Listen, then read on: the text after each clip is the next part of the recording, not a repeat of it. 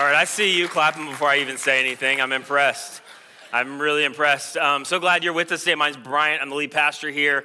Whether you're in the house, I know a lot are traveling as we start Thanksgiving week, so thank you wherever you're coming from. Unfiltered radio all over the state, beyond podcast, live stream. So glad you guys are with us. If you didn't know, we are in part 4 of a series right now we're calling Awakenings. And so this is part 4. We've got 2 more weeks left. I want to make a plug already for the final week. I was going to start my Christmas series in December because that's when you start Christmas series, but I kind of pushed it back because there was another message I wanted to add to this series, specifically about walking through those seasons when everything hits the fan and how we prepare for those seasons, how we maintain faith. So I'm going to set that up a little bit today. Don't miss the final 2 weeks of this series and make sure that you invite somebody here. So thank you for those of you who have invited and what God's doing through that. So you guys ready to go? You ready to get started? Well, that was weak compared to what I started with, but hopefully it'll end stronger. Here's the thing that's true for all of us, and this is going to seem really elementary and 101, but it's something that gets lost in church world specifically. Maybe it's not a religious thing, but I've just seen it so much. And that it's this idea that like believing is everything. And if you just believe right, like everything else falls in line. In fact, I can't tell you how many messages I've heard around that my entire life, but you just believe the right stuff, things just tend to work out. And I think that is completely false. In fact, if just believing the right things were enough to change your life, everybody in this room or everybody watching would have radically different lives. Because you believe all kinds of stuff that you don't do. Like a lot of you believe the science and everything behind health and nutrition, and it's done you no good, right? I mean, you haven't done any of it. Like, you know what to do. You haven't done it. And isn't this true? This is another side note, and we do this in life, but we also do it in church world, where you honestly take this little step where you feel something and then you equate that to actually making progress. So some of you have the idea that you're going to work out. You like buy the outfit and you already feel like, I think I'm skinnier. And like you haven't worked out yet. Or this isn't so much me because I do nothing around my house in terms of like DIY, but the few things I haven't attempted to do, like I go to Home Depot, I get all the stuff for it after I've YouTubed it for 4 hours, and then I get home, and then as soon as I get home, I'm like, whew, we're well on our way, we're making progress. The bag is still in my garage 4 years later, like I didn't do the project, but you know, you just do those things and it feels like you've made progress when you haven't. The thing is, like, knowledge and information by themselves don't do you a lot of good. Like, you know that addictions are harmful and some of us are deep in addiction. Like, you know a lot of good financial practices. Like, you shouldn't spend more than you make. You shouldn't have a bunch of consumer debt, and you have a bunch of consumer debt. Like, we know what to do. Like, your last semester was a train wreck. You were ready to go this semester. I know exactly what I have to do to make this better. You haven't done any of it. So believing is not enough. In fact, if most of us were just really transparent, like we know what we should do. In a lot of cases, we know where we need to act. We know where we need to move, and yet we don't do it because believing and information are not enough. Like, just relate this to a spiritual standpoint. Like, you know things like, I should forgive them even though they don't really deserve it. I know that I should be compassionate. I know that I should reorder some things in order to be generous or more generous, and I haven't really done that. Like, you know what you should do, but you haven't done it, or I haven't done it, because believing in information is not enough. If it were enough, a bunch of us would have less avoidable regret in our life. You know what I'm saying? Because the stuff in life, like there's a bunch of unavoidable regret. A lot of us have piled up avoidable regret. Like it could have just been different if we would have acted on what we believed and what we knew was true. So it should be no surprise that Jesus invites us into this journey of, hey, believing is not enough. Even though that maybe is what you grew up on, that's the only thing that anybody talked about. If you just believe right, everything else falls in line. It doesn't. So Jesus says, listen, you got to do stuff. You got to run some plays. You got to grind. There's going to be moments specifically as we talk about faith in this series where you're going to have to act. You're going to have to step out. You are going to have to risk. And if you don't, all of your accumulation of belief and knowledge is not going to do you any good. Here's what I put in my notes that honestly is felt stupid to me, but you might remember it. When we believe but don't do, God's vision for our life doesn't come true. And listen, all right. Watch it. Listen, like God has a destiny for your life. God has a will for your life.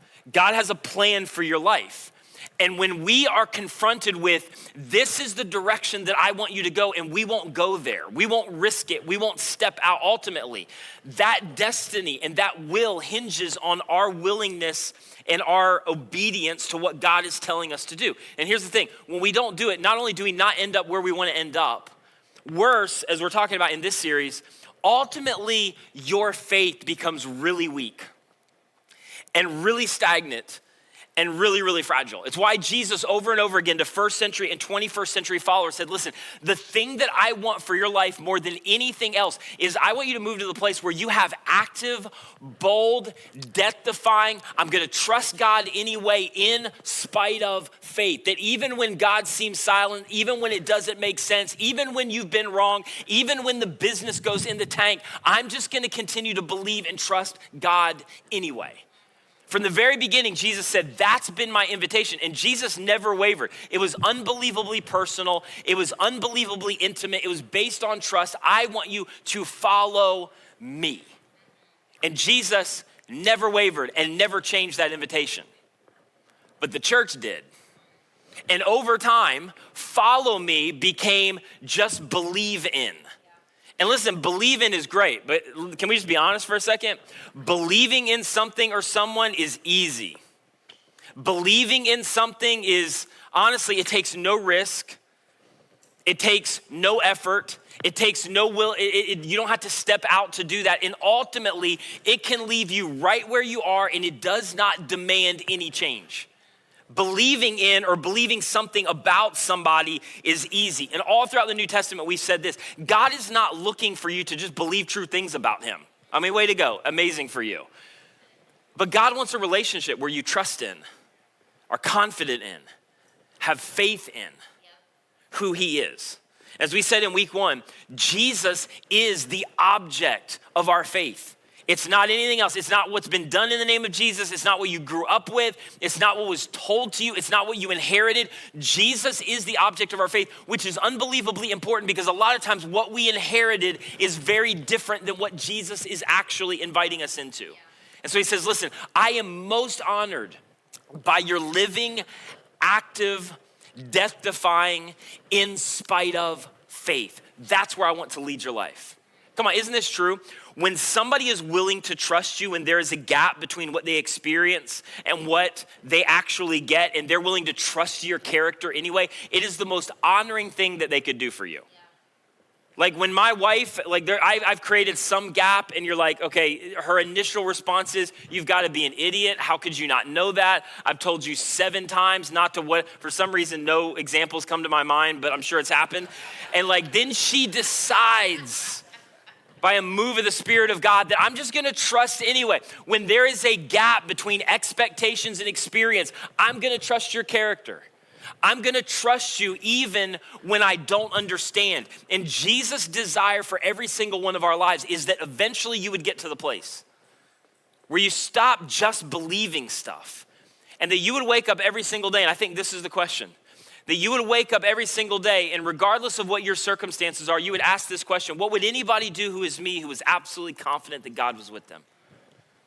What would anybody do whose marriage is hanging on by a thread but is absolutely confident that God is with them anyway? What would anybody do who is struggling with a child who's walking away and I don't know what to do about it, and I don't know why God hasn't intervened at a more practical level, and yet I'm going to do what anybody would do whose child has walked away and I don't know what to do if I was absolutely confident that God was with me anyway? I'm gonna do what anybody would do who's lost a business or who's been wronged or can't get past this relational friction, but I am absolutely confident that God is with me anyway. How would somebody get up and live and respond and act, and what would they give up and what would they prioritize? And God's going, that's ultimately what I want for your life. So you spent 20 years believing, amazing. That's never what I invited you into. I want you to follow me. So in this series, here's what we've asked is, what are basically the 5 faith catalysts or 5 things that awakens active, enduring faith? And I think if you look all throughout the New Testament at what Jesus taught and what Jesus modeled, these things come to the surface. And here's what I love about these things. They're multicultural, they're multi-generational, they're for everybody, And in fact, they intersect with your life in different ways at different seasons, depending on where you are. And they're not a checklist. You don't go home and go, okay, I need to incorporate these 5 things. They're things that you position yourself for in order for God to do his work and awaken your faith. And so we've looked at a couple already. The third thing I want to look at today, that as you see all throughout the New Testament, this is so unbelievably clear that one of the things that God uses to awaken active, enduring, in spite of faith is practical teaching. That if you are ever going to blow up your faith, you have got to position yourself where you understand what to do and then you do it. In fact, our whole church is designed around this. And here's what I guarantee you. If you sat down with somebody where you admire their faith, you know what I'm talking about? Where it's like, you almost seem a little naive. You faced this and yet you've trusted God anyway. That person who just seems unshakable. That person who has what you have or they have what you want. If you were to sit down with them, what you would discover is that at some point along the way, the scriptures, what Jesus taught, his life, came alive to them, usually as a result of somebody else, and their faith blew up like never before. Like, here's the thing, some of you experienced this. You spent 20 years in like church world around the scriptures and you didn't understand any of it. And consequently, your faith never seemed to really grow. Your faith never seemed to really blow up. But one of the reasons that application or practical teaching or relevant teaching grows our faith is this. When our active faith intersects with God's faithfulness, our faith begins to grow. Like, here's what you will discover eventually if you begin to act. When you act where God's going, I want you to step. I want you to go. I want you to say yes. When you act and then you experience God's faithfulness, your trust in God deepens. When you are willing, and all of us, maybe not all of us, but we've had those crossroads where we have to decide, am I going to follow even when it is incredibly difficult? When I look like an idiot to one of my friends, where it's hard to explain, but I know Jesus is leading me to move in that direction. When we are willing to step, even when it's very difficult, on the other side of it, when our little bit of faith intersects with God's faithfulness, our faith begins to grow. And here's the thing that's really important for you to know is, that is the means to experiencing God. Because when you experience God's faithfulness, when you're willing to act on your faith, you experience God because God is spirit. And on the other side of I'm just gonna do it anyway. I'm just gonna give anyway. I'm just gonna forgive them anyway. I'm just gonna keep being faithful anyway, even though it seems like nobody's noticing. I'm gonna step out anyway. I'm gonna lead it anyway. I'm gonna be misunderstood anyway because I know God is asking me to take a step. When you do that, those are the moments on the other side that you begin to experience God because you begin to experience God's faithfulness on the other side of your act of faith.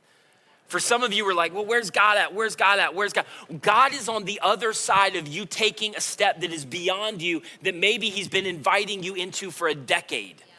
And on the other side of it, you will experience something you will not get from any worship music, Bible study, quiet time, or whatever else you want to pile up, where you get the experience of knowing that God is with you and God can be trusted in any circumstance. And the only way to experience that is to move into act. Here's what we've said throughout the series. That the currency of any relationship is trust, right? As we said from the beginning, your marriage is no better than the trust. Your relationship with your kids is no better than its trust. My kids can obey all of the rules and still hate me at 18. Obedience is not the goal. Trust ultimately is the goal because obedience is the thing that signifies trust. And Jesus is going, I want you to trust me and I want you, and this sounds weird, I want you to give me the opportunity to be trustworthy in your life. But it's never gonna happen until you come to the place to go, okay, this is what God's inviting me into, and now I gotta do something. Now I gotta act, and now I have to respond. This was the theme all throughout Jesus' teaching, most notably his most famous sermon, Sermon on the Mount. Jesus' popularity was blowing up. He does this sermon that was so impractical that it was impractical.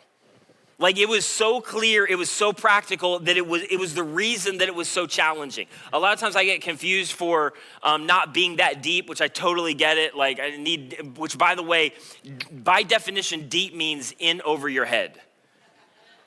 So a lot of times I don't know if it's somebody is not deep, they may just be clear and there's a difference.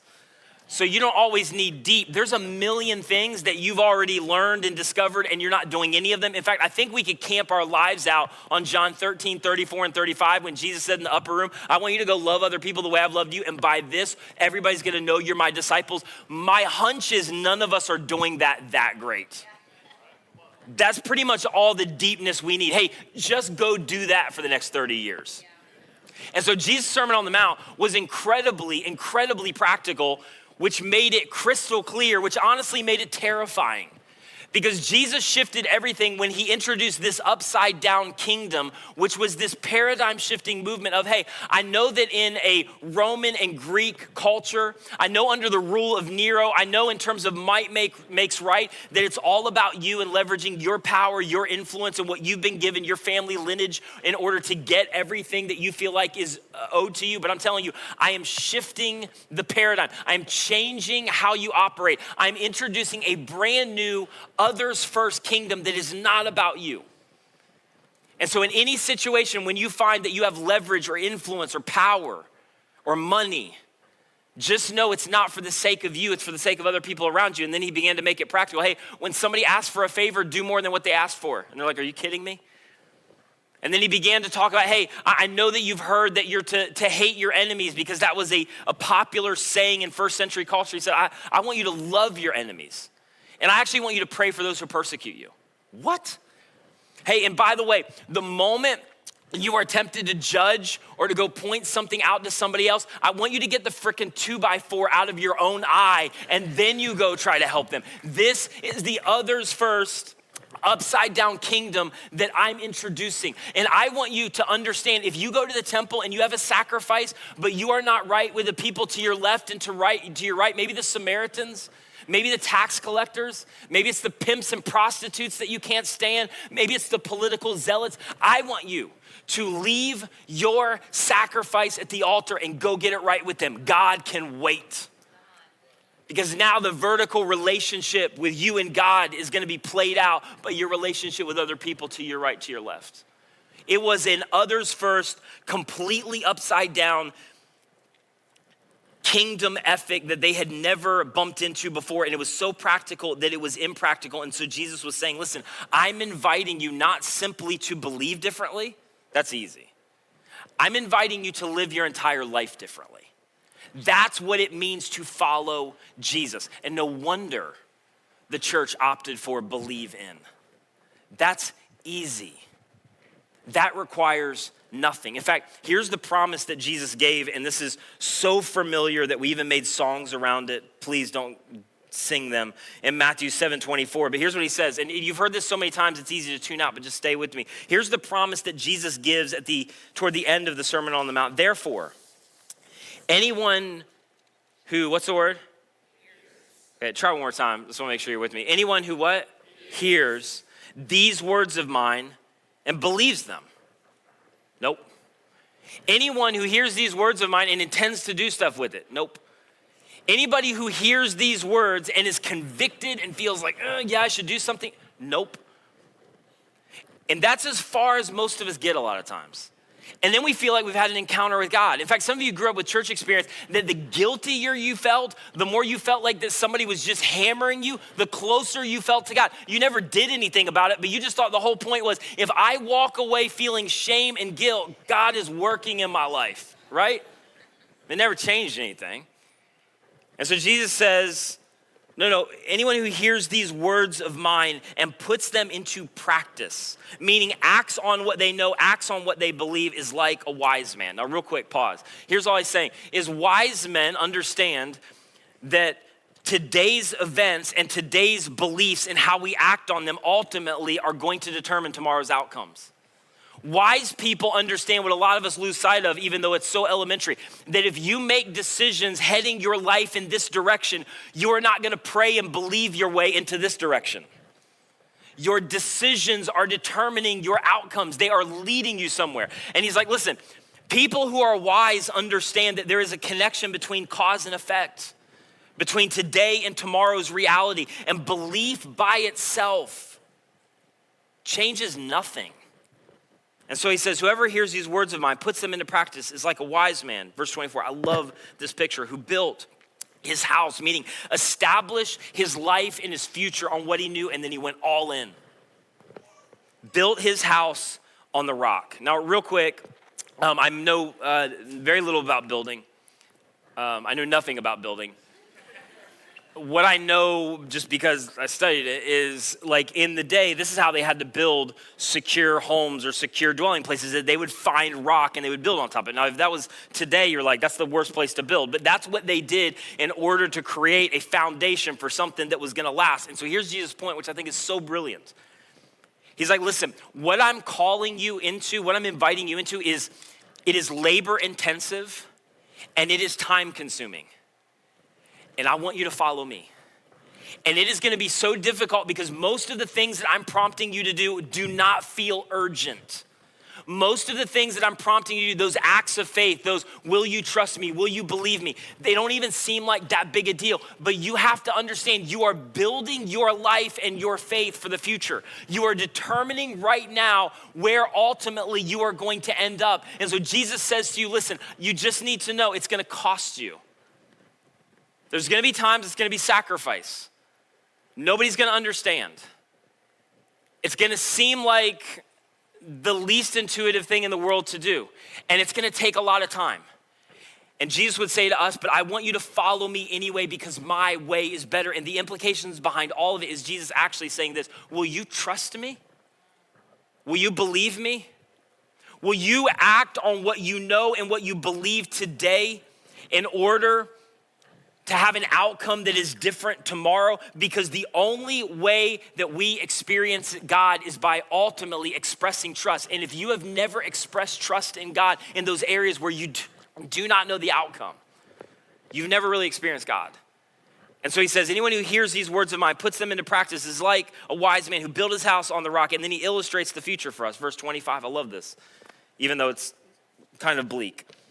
The rain came down, the streams rose, the winds blew and beat against the house, yet it did not fall because it had its foundation on the rock.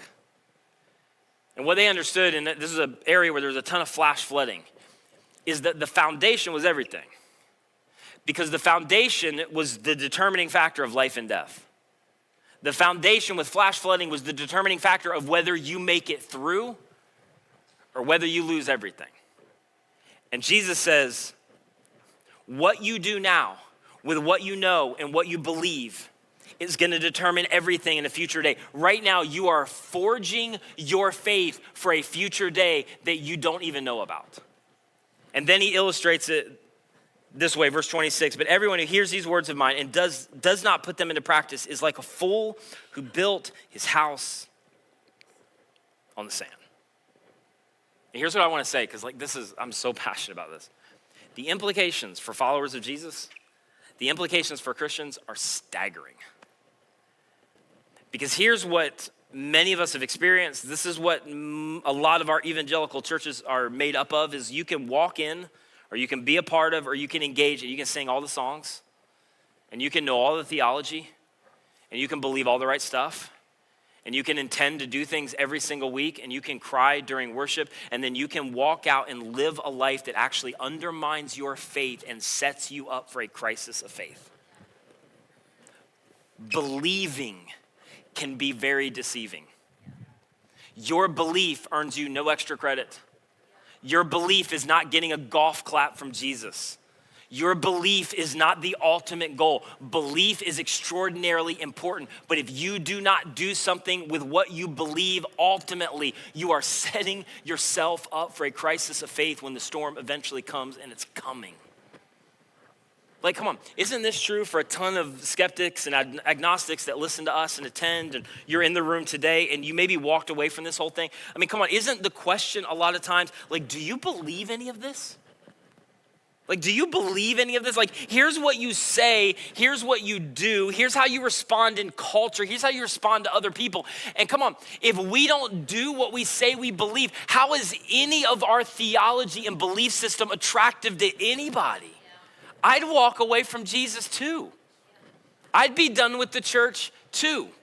And so Jesus says, anyone who puts these words into practice are like a man who built his house on the rock, but those who don't, you are setting yourself up for future disaster. And then James, who's the brother of Jesus, was even more direct when he said this in James 1:22. You still with me?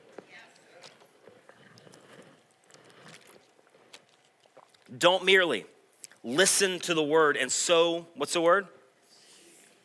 And so deceive yourselves. Do what it says. Run some plays. Begin to act on what you know God is prompting you to do right now, and you've been holding it off. And you've been excusing, and you've been minimizing. And what's at stake is your future faith. And believing doesn't do anything for you. It only deceives you into thinking you're at a place that you are not. And then eventually all of this stuff hits the fan and your faith goes away and you wondered, what happened? Because you had an intellectual assent to believe something without doing anything with it. And so your faith was weak, it was fragile, and it was frail. Then James goes on, if you know, I won't read it, but he gives a brilliant illustration of the mirror.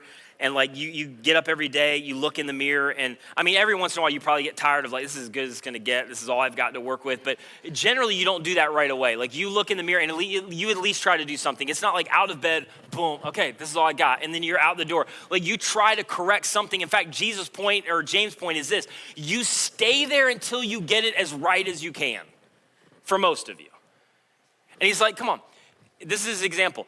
You would spend that much time and energy. I mean, Americans, and listen, this is great, but 12, I think, $12 billion Botoxing and lifting and tucking and all that stuff, which is incredible. James, is like, that's amazing. But listen, if you would spend that much time and energy on something that does not have the ability to change the trajectory of your life, what would happen if you began, as you are confronted with those things of, hey, you need to act, you need to change this, you need to move in faith, this has got to be different. If you begin to act on those things, can you imagine what it would do for your life, for your future, for your faith? Because one day, what you are doing now in this moment to say yes to that, to ignore that, to say no to that, to reprioritize, what you are doing now in this moment is either atrophying your faith or it is forging your faith for a future day where you are going to need faith when God does not make sense. And God has not answered any of your prayers lately. And you don't know where to go next. And here's what you need to know. You sow and you reap your way into that moment. Faith is not born in an instant. Faith is grown. Faith is like a muscle. The more you exercise it, the more it grows. And so Jesus says, listen, I want you to follow me.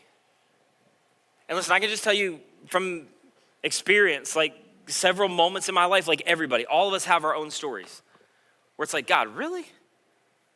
That's your timing? That's what you want to do right now? That's what you want to allow right now? That's how you want to repay me for my faith right now? And the only thing that has gotten me through those seasons is spending a couple decades imperfectly, hear me, imperfectly forging faith that when God asked me to step as best I can, stepping to go, God, I'm gonna trust you anyway. God, I'm gonna say yes anyway. God, I'm gonna start and lead that anyway. God, I'm gonna forgive them anyway. And over time, as I've experienced God's faithfulness on the other side of those acts of faith, it does enough to my faith that when I get to those moments where everything is out of control and God is so confusing to me, I have just enough to be able to go, God, I'm gonna trust you anyway. Because I've experienced you.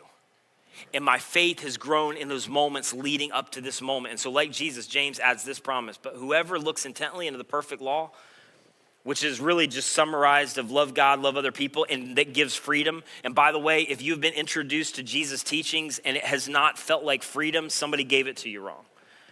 But whoever looks intently into the perfect law that gives freedom and continues in it, not forgetting what they have heard, but doing it, they will be, what's the word? They will be blessed in what they do. You want to experience God? You're not going to find him in a Bible study. I mean, at some level you will. But if you just go to a Bible study and you accumulate more information and go your way, you will not experience God. When you are willing to act on where God's prompting you, when you're willing to step where it's gonna stretch your faith, when your little bit of faith intersects with God's faithfulness, you begin to experience God. And so here's what Jesus said.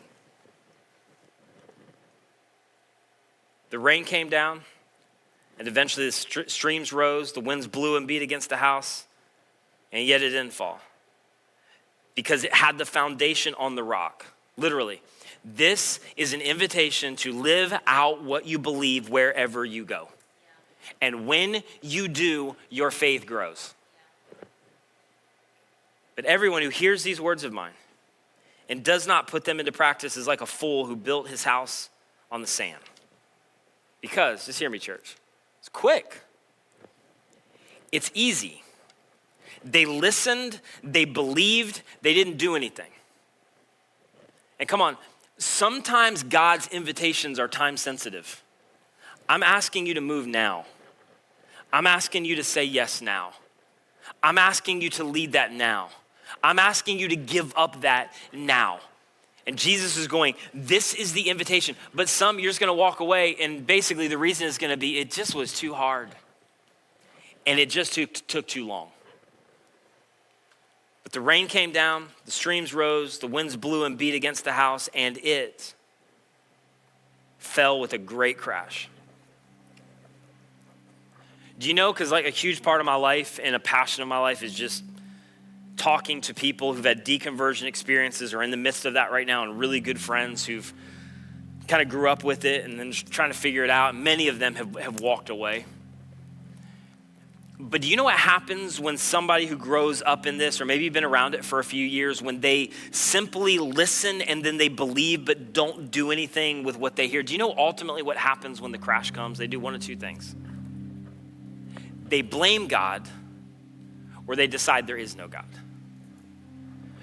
But when you move forward long enough, believing, intending, feeling, but not doing, eventually your faith grows weaker, and you get into those moments where you need that faith the most. And those are the moments where it's just easy to go, God, why are you even doing this? Or to conclude, if this is how it's gonna go down, if this is what God's gonna do, if this is how God's gonna respond, I don't think there is a God, because you've never experienced the faithfulness of God on the other side of a step of faith. And now is that moment, because although those individuals, and maybe this is you, believed, their faith was weak, it was frail, it was fragile. I say this with as much grace as I can muster. I think this has been what has been revealed in like the evangelical church over the last 2 years, is that the moment that the storm comes, whether it's culturally, politically, or a pandemic, for so many it takes the legs right out from under their faith. And it wasn't the immediate storm that did that. It was all the time leading up to that where they had the opportunity to forge the faith that they would need in that moment. And when they needed it, it wasn't available.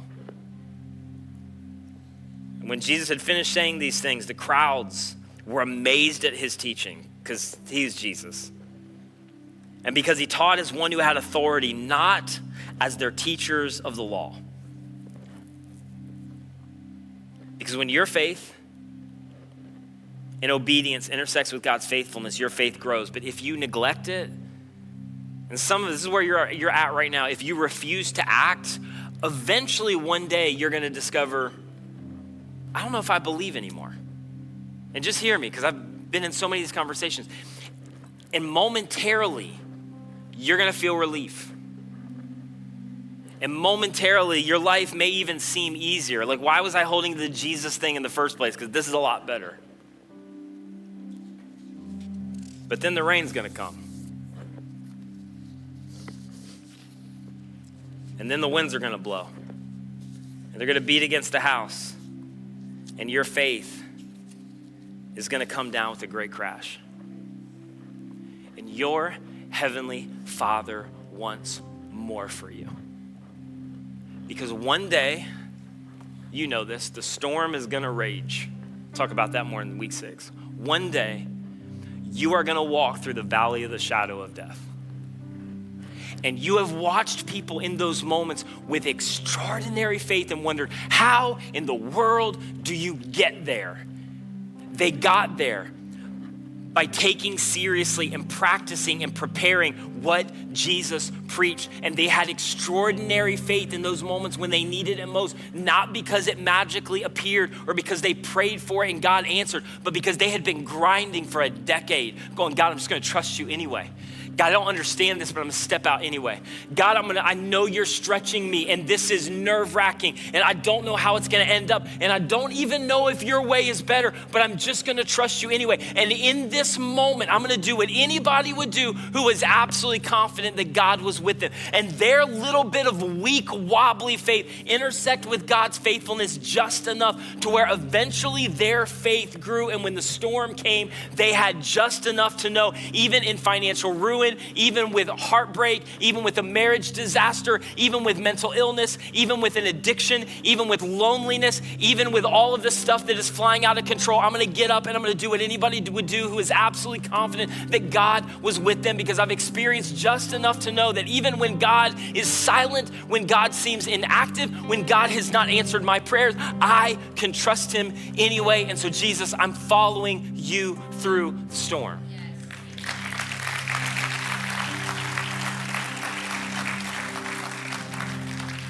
So as we close, that's why one of the things that God's gonna use is his word and his words practically applied in such a way that you do something with them.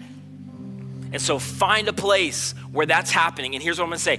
And find a place within the context of community that Justin talked about last week. Just hearing without community makes it almost impossible to do anything with it. It's why podcasts are great. All the stuff that's available to us are great. I think in a lot of cases, it deceives us into a place of spirituality we're not at. Because you need community. This is why in the New Testament, to my astonishment, because I don't know why God would use this, he said that God would use the foolishness of preaching to change hearts and lives until he comes back. And I know in 2021, we think, well, there's gotta be a better way. This just seems nonsensical. Jesus said it was through the writings of Paul. It's ridiculous. To have somebody else come up and preach the scriptures, like, why is there power in that? I don't know, but there is. And when we come together to hear it and understand it, and it's practical and it's relevant and we know what to do, and then we take it back into community and community groups to go, hey, what are you thinking about that? How are you struggling with that? How have you seen God work in it? I'm telling you, God begins to blow up your faith. So for some of you, you just need to position yourself for that. I'm talking about in the room, position yourself for that, because I don't know what it is.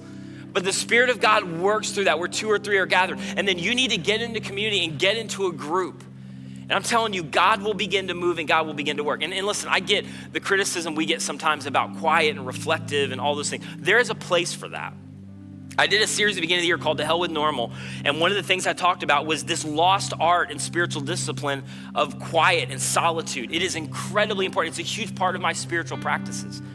But this is not that environment. This, when it gets loud and it's like whatever and it seems irreverent, listen, if you were to travel around with Jesus, it was a lot of times seemingly irreverent and it was loud. Jesus would teach and preach a message, and then afterward they tried to stone him to death, which is why I have a quick exit and I'm parked out back. If it really just goes off the rails, I can go. One time Jesus got done, they tried to throw him off a cliff. It wasn't that quiet. It wasn't that subdued. There are moments where God uses his word through his spirits to pin you to a chair to go, I know there's a lot of tension right now. I know you feel this thing of like, I almost feel bad, but I know I need to act. And God's going, okay, that's the moments where I want to forge your faith if you'll say yes. And you have no idea what hangs in the balance of your decision right now to go, okay, God, I'm gonna step, I'm going to do this, I'm going to act, and I'm gonna trust you to be faithful on the other side. So what is it for you? I don't even have to tell you because you know. The Spirit is so good at moving individually in your hearts among tons of people to this thing comes to the surface right now and you're like, I don't wanna deal with that. And Jesus is going, I want you to act. It's a relationship. It's your finances. It's some area where you need to step out and forgive, and it's the hardest thing in your life that you've ever had to do. It's where you need to move to to step into this thing that God's calling you to lead and serve as a part of, and there's so many things warring against it, and it's gonna create sacrifice, and God's going, I know, I wanna stretch your faith. For some of you, the reason that your faith has never grown is you haven't needed it. And Jesus is going, would you follow me? Would you trust me? Would you not be content with just settling for believe in? Because all of us have met those people through extraordinary, difficult circumstances, and you think, I want that kind of faith. Why don't we be those people? Why don't you begin to act on what God is calling you to do right now in this moment? Because the world needs those kind of people. And I'll tell you, your world needs those kind of people. The little humans you're raising needs those kind of people. You need to begin to tell a story of faith, and it starts in this moment to take Jesus seriously because Jesus is smart. Anyone who hears these words of mine and puts them into practice is doing the hard work of building their life on a solid foundation. And one day, when it all flies out of control, you'll be able to trust God anyway, because your faith is intersected with God's faithfulness. And when that happens, you will never be the same again. So what is that thing? What is that step? What is that stretching? And is it possible that that thing that you're ignoring is the very place where God wants to awaken your faith? Don't miss the next 2 weeks. Don't miss inviting, specifically week 6, because I want to talk about something that you have all been through that I'm hoping will help you as maybe being in the midst of a season where it is difficult and God is confusing and you're not sure how to make it through. And so would you guys stand with me and pray, and online via live stream podcast, would you just join me right now? Jesus, I thank you for what you're doing in this moment. I pray that you would give us the wisdom to know what to do. And honestly, for most of us, that's the easy part. What we're really praying for is the courage to actually do it. And so God, I just pray that for a lot of us, we would stop settling for weak, anemic, easy, I don't have to change anything faith. And God, you would lead us right now in this moment in that area that you are revealing to us to step out and to say, Jesus, I'm gonna follow you. I'm gonna trust you. And for those who've never come to that place to place their faith and trust in you in terms of relationship, I pray that, God, this may be the moment wherever they are to believe that you came to earth, you lived the perfect life they couldn't live, you died the death that they should have died, that all of us should have for our sin and dysfunction, and then you walked out of a grave alive. And this would be the moment where they would transfer their trust to you to say, Jesus, I know I can't earn my way to you, so I'm trusting instead what you've done for me. And so God, move in hearts and lives in this moment, and we pray this in Jesus' incredible name, amen.